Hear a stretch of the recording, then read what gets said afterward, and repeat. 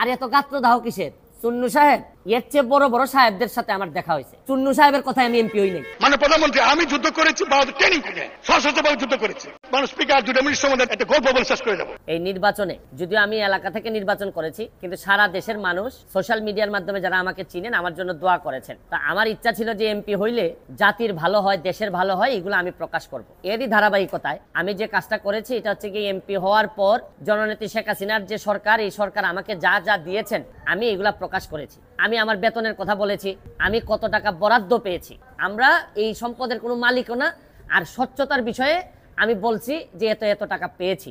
কিন্তু এইটা বিরোধী দলের চিফ হুইপ মুজিবুল হক চুন্নু সাহেব উনি বিচার দিলেন। তো যেহেতু পয়েন্ট অফ অর্ডারে উনি বলেছেন, আমি উত্তর দেওয়ার সুযোগ পাই নাই মাননীয় স্পিকারের কাছে। আমার প্রশ্ন হচ্ছে কি, উনি বিরোধিতা করবেন সরকারি দলের, কিন্তু উনি বিরোধিতা শুরু করছেন স্বতন্ত্র প্রার্থীর। এবং কি বিষয়ে বিরোধিতা, উনি তো আরো খুশি হওয়ার কথা যে আমরা আমাদের হিসাব দেওয়া শুরু করছি।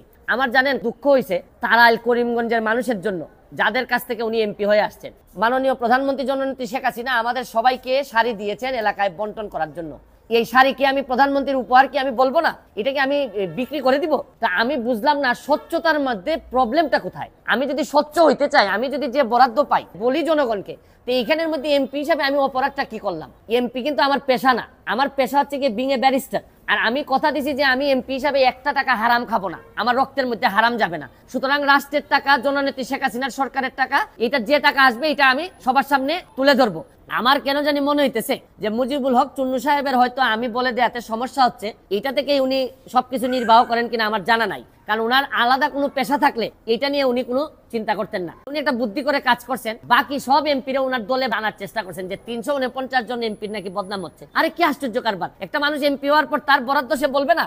স্বৈরা শাসক এরশাদ, যিনি সারা জীবন এরকম জোর জবরদস্তি আর টাকা বানানো ছাড়া তার নেতা কর্মীদের খুব বেশি কিছু শিখাই যান নাই, যারা অনেক টাকার মালিক হয়েছেন এরশাদের আমলে। উনি বঙ্গবন্ধুর আদর্শের সৈনিকের, প্রকৃত আদর্শের সৈনিকের মুখোমুখি এই প্রথম সংসদে হয়েছেন মনে হয়। আর এত গাত্র দাহ কিসের?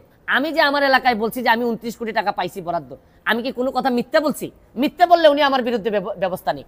আমি বলতে পারবো না, মানে আমি বরাদ্দ পাইছি এটা আমি বলতে পারবো না আমার এলাকায়, মানে কি আমি কি চুরি করতে চাই? আমারে 25 কোটি টাকা দেওয়া হয়েছে রাস্তা বানানোর জন্য, এটা আমার বরাদ্দ।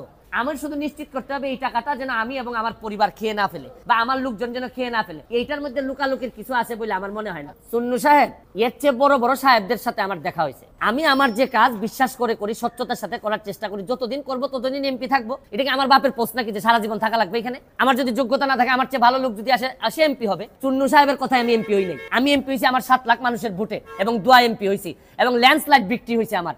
আমি আমার জনগণকে খুশি করার জন্য যা করব তাই করব। আমি এর বাইরে কোনোদিন যাওয়ার প্রশ্নই আসে না।